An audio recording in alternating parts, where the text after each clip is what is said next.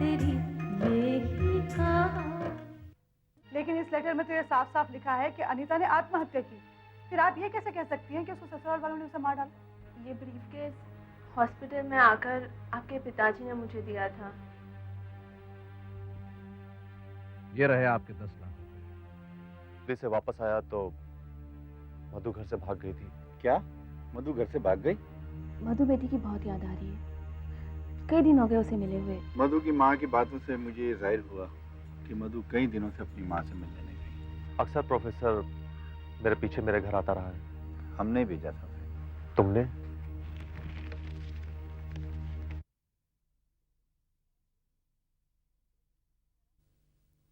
बेटी सुन, इधर आ। हाँ माँ। काफी देर हो चुकी है, अनिल अभी तक नहीं आया। माँ, आज अनिल से मिलने सेवाराम जी आए थे। मैं अपने कमरे में बैठ के सब सुन रही थी। उसने बताया कि वो अपने दोस्त प्रोफेसर को अनिल का दोस्त बना के हमारे यहाँ भेजा, ताकि मधु का हालचाल वो बता सके। ये तो बहुत ही बुरा हुआ बेटी। अगर प्रोफेसर और सेवाराम ने अनिल को सब कुछ बता दिया कि हम लोगों ने मधु पे क्या क्या जुल्म किए हैं, तब क्या होगा बेटी? तब क्या होगा? माँ, तू व्यर्थ की चिंता कर रही है, मैं उसे समझा लूंगी। अरे मैं अपने भाई को अच्छी तरह से जानती हूँ, वो कभी ऐसा नहीं करेगा। अरे तुझे बाजार नहीं जाना है माँ? घर में कुछ खाना बनाने के लिए है ही नहीं रात के लिए। बाजार जाओ, मैं सब संभाल लूंगी। जानती हूँ बेटी, पैसे तो पास में है नहीं। पता नहीं बनिया उधार देगा भी कि नहीं।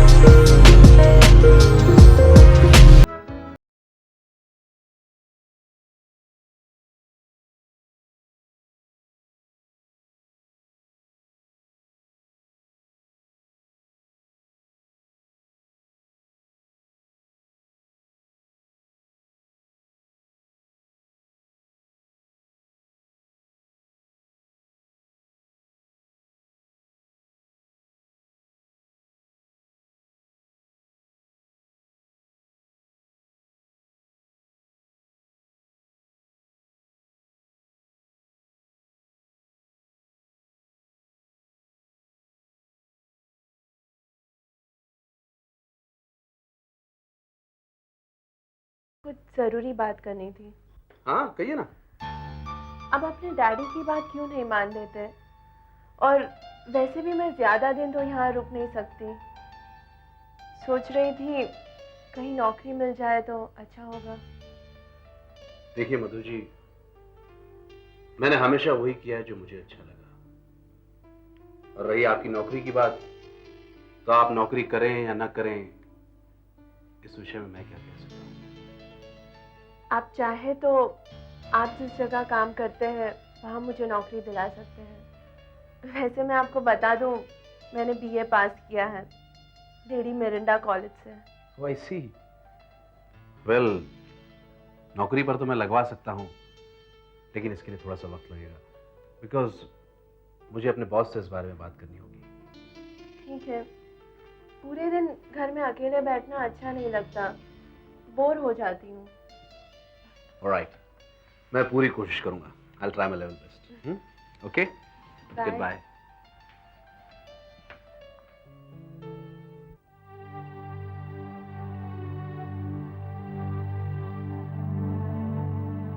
क्या बात है, कोई फोन उठाता क्यों नहीं है? मधु ना सही भला ही उठा ले, कोई तो उठाए। रिंग हो रही है, कोई फोन ही नहीं उठा रहा है।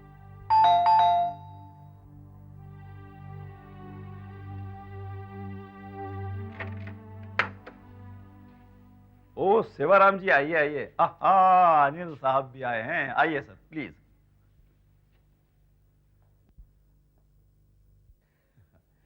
आइए बैठिए सेवाराम जी।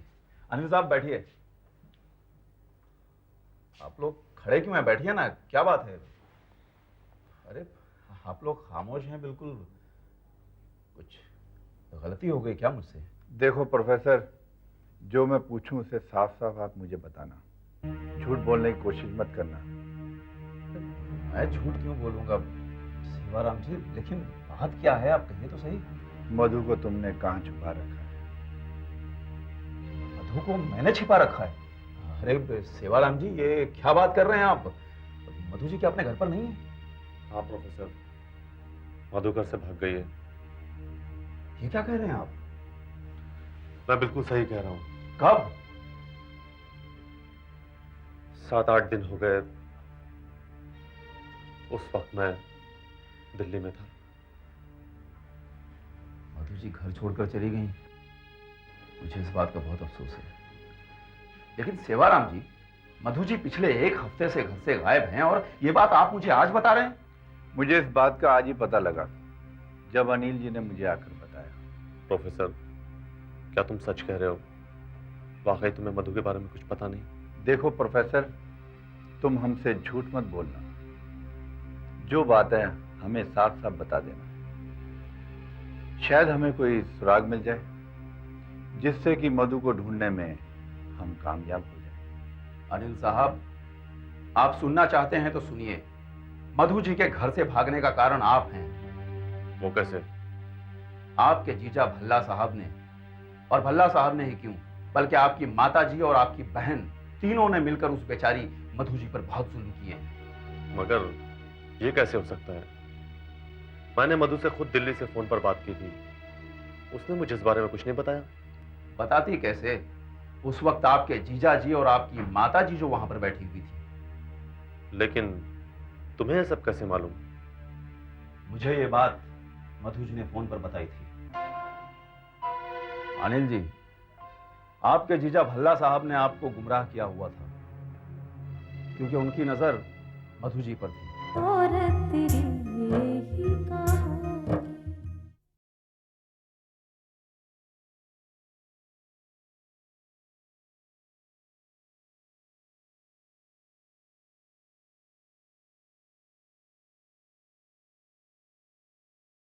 और तेरी यही कहानी। अनिल जी, आपके जीजा भल्ला साहब ने आपको गुमराह किया हुआ था क्योंकि उनकी नजर मधु जी पर थी। वो हमेशा आपको किसी ना किसी काम से घर से दूर भेज दिया करते थे। मुझे कहना तो नहीं चाहिए, लेकिन कह रहा हूं कि मधु जी के गायब होने में कहीं भल्ला साहब का हाथ तो नहीं? भल्ला साहब ने ही तो कहीं उन्हें छिपा रखा है। नहीं प्रोफेसर, यह बात सच है कि भल्ला की नजर शुरू से मधु पर खराब थी और उसने उसकी इज्जत लूटने की भी कोशिश की। शायद इसी वजह से मधु घर छोड़कर भाग गई और आज तक वापस नहीं आई। उसे तो शायद यह भी नहीं मालूम कि मैं दिल्ली से वापस आ चुका हूं। उसके लिए कितना परेशान हूं।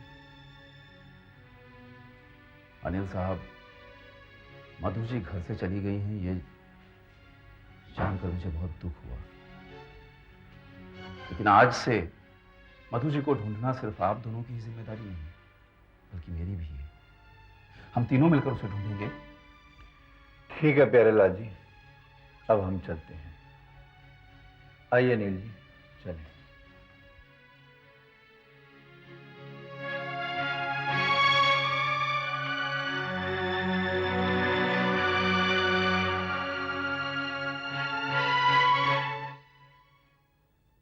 दीदी, दीदी, अरे अनिल, क्या बात है?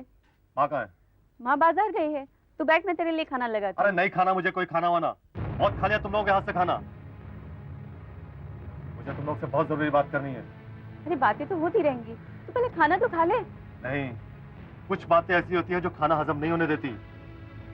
और अब मेरी बात ध्यान से सुनो और मुझसे फालतू बहस करने की कोशिश मत करना। अरे लेकिन हुआ क्या है, कुछ पता भी तो चले। इतनी भोली बनने की कोशिश मत करो दीदी। ये बात सच है कि भल्ला की नजर शुरू से मेरी बीवी पर खराब थी, मगर कुछ कम अत्याचार तुम लोग ने उसके साथ नहीं किए थे। मैं भी यहाँ नहीं था।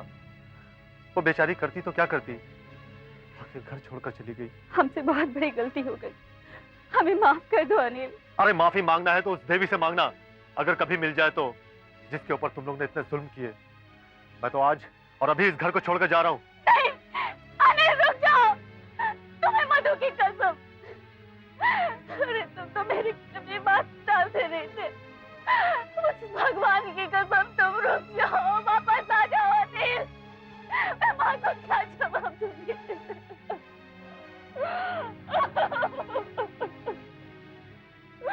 अनिल वापस आ जाओ।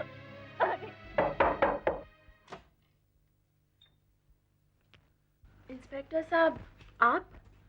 माफ कीजिए, मैं आपको। वो इस वक्त घर पे नहीं है। एक्सीडेंट आपका हुआ है, उनका नहीं। मुझे आपका बयान चाहिए। ठीक है, आइए बैठिए। Thank you. हाँ तो मैडम, आपका एक्सीडेंट कैसे हुआ? मुझे कुछ याद नहीं। आप अपने दिमाग पर जरा जोर डालिए, याद आ जाएगा। मैंने आपसे कहा ना कि मुझे कुछ याद नहीं। जिस आदमी ने आपको बचाया, आपके ऊपर इतना बड़ा एहसान किया, आपके बयान ना देने से वो मुसीबत में आ सकता है। क्या आप ये चाहती हैं कि वो मुसीबत में आए? ठीक है, पूछिए। आप मुझे डिटेल्स में बताइए कि आपका एक्सीडेंट हुआ कैसे।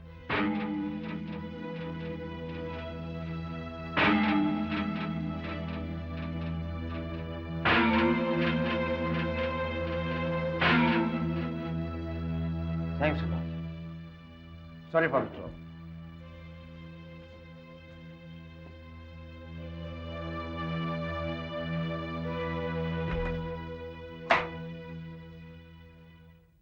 बेटी, जिसका डर था वही हुआ।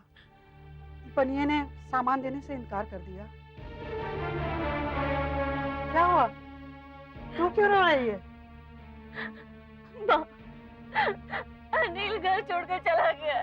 क्या? हाँ, माँ। मैंने उसे रोकने की बहुत कोशिश की। अब क्या होगा हमारा? और तेरी ही कहानी।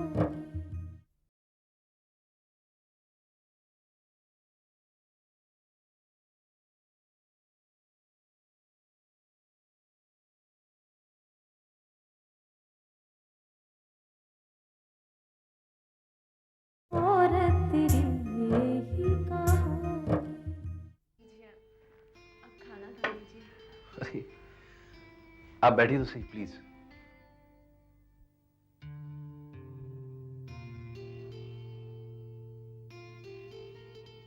आपके इस घर में कदम रखते ही इस घर की तो रौनक ही बदल गई। लेकिन एक बात समझ में नहीं आ रही कि मेरे यहाँ तो चाय बनाने के अलावा और कुछ सामान था ही नहीं खाना बनाने का। तो फिर ये खाना आप आप बुरा ना माने तो एक बात कहूँ। लीजिए, इसमें बुरा मानने वाली कौन सी बात है? बोलिए ना प्लीज। आज आप जब ऑफिस जाने के लिए तैयार हो रहे थे, तब मैंने आपकी शर्ट की जेब में से 200 रुपए निकाले और उसी पैसों से मैं ये खाना बनाने का सामान ले आई। हो सके तो मुझे माफ कर दीजिए प्लीज। कैसी बातें कर रही हैं आप? इसमें माफी मांगने का सवाल ही कहाँ उठता है। खाना बनाकर तो आपने बहुत नेक काम किया है, और नेक कामों के लिए माफी नहीं मांगा करते। खैर छोड़िए इन सब बातों को। ये बताइए कि आपने खाना खाया या नहीं? खा लूंगी। What do you mean by खा लूंगी? मुझे अच्छी तरह पता है कि जब तक मैं आपको नहीं खिलाऊंगा, आप खाना नहीं खाएंगी। Please. अरे ये क्या कर रहे हैं आप? खाना खिला रहा हूं, कोई चोरी थोड़ी कर रहा हूं। जब आप मेरे लिए खाना बना सकती हैं, तो क्या मैं आपको खाना खिला भी नहीं सकता? लीजिए ना प्लीज।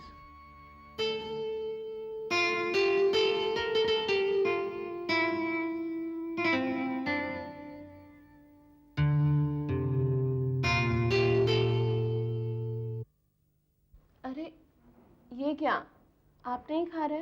अब हाँ, मैं खा लूंगा, आप खाइए ना। What do you mean खा लूंगा? चलिए। नहीं नहीं नहीं, इसके लिए एक शर्त है। शर्त? कैसी शर्त? शर्त यह है कि आइंदा आप खाने पर मेरा इंतजार नहीं करेंगी, बल्कि वक्त पर अपना खाना खा लिया करेंगी। ऑलराइट? बोलिए मंजूर? मंजूर।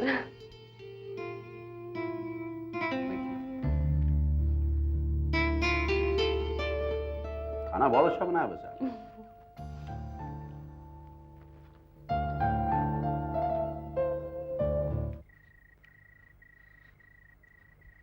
अरे अनिल भैया, आप अरे ज्योति तुम? आपके साथ बहुत बुरा हुआ ना, लेकिन ये सब हुआ कैसे?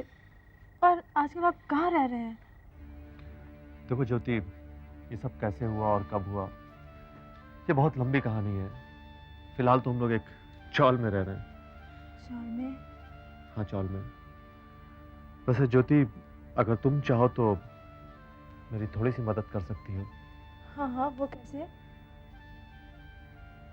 ज्योति, भल्ला से तो तुम्हारी अच्छी बनती है ना? हाँ हाँ। तुम्हें सिर्फ करना यह है कि भल्ला से धीरे धीरे दोस्ती बढ़ाती जाओ, और जब वो तुम्हारे ऊपर पूरी तरह से भरोसा करने लगे तो उसके दारू के नशे में पूरी तरह से काबू में कर लो, और फिर से उसके जो जायदाद के पेपर हैं वो धीरे धीरे साइन करा लो। बोलो ज्योति, ये सब कर सकोगी? बिल्कुल।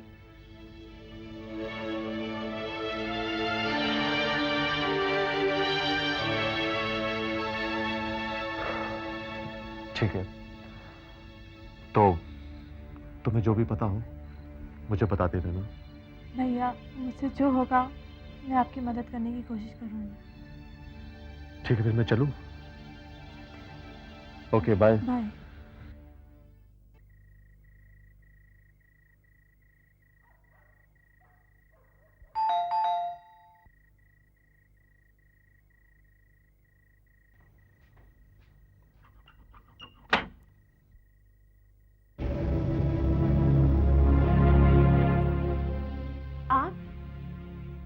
घबराइए मत। आज मैं यहां आपको डराने या धमकाने नहीं आया हूं। मैं आपको सिर्फ इतना समझाने आया हूं कि आपके और मेरे बेटे निशांत के बीच में कभी भी किसी भी तरह का कोई भी रिश्ता नहीं हो सकता। फिर बिला वजह आप अपनी जवानी खतरे में क्यों डाल रही हैं? औरत का शादी से पहले किसी गैर मर्द के साथ रहना हमारे समाज में सबसे घिनौना अपराध माना जाता है।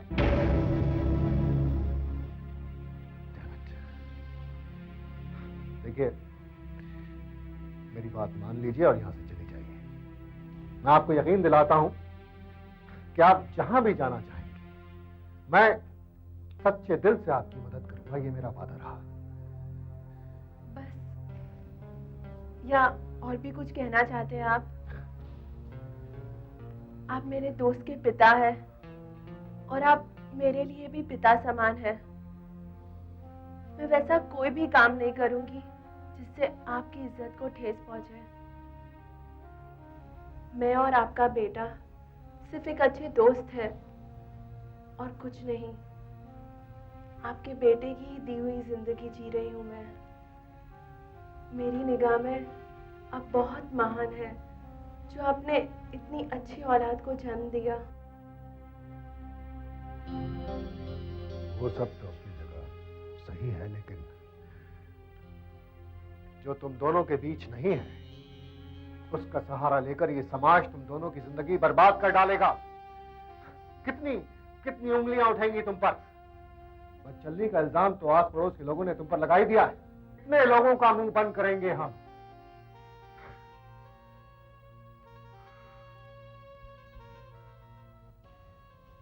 अब तुम ही बताओ, एक बाप अपने इकलौते बेटे की जिंदगी बर्बाद होते हुए कैसे देख सकता है?